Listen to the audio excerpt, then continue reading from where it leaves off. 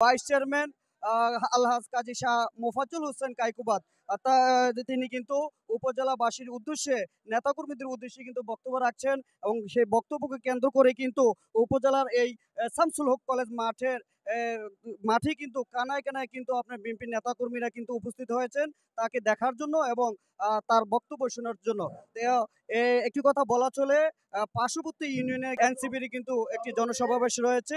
এই দুইটি জনসভাকে কেন্দ্র করে কিন্তু উপজেলায় কিন্তু উত্তেজনা বিরাজ করছে। তো এই ছিল কুমিল্লা ভাইস চেয়ারম্যান আলহাজ কাজী শাহ মোফাজ্জল হোসেন কায়কুবাদ তিনি কিন্তু উপজেলাবাসীর উদ্দেশ্যে নেতাকর্মীদের উদ্দেশ্যে কিন্তু বক্তব্য রাখছেন এবং সেই বক্তব্যকে কেন্দ্র করে কিন্তু উপজেলার এই শামসুল হক কলেজ মাঠে কিন্তু কানায় কানায় কিন্তু আপনার বিএনপির নেতাকর্মীরা কিন্তু উপস্থিত হয়েছেন তাকে দেখার জন্য এবং তার বক্তব্য শোনার জন্য।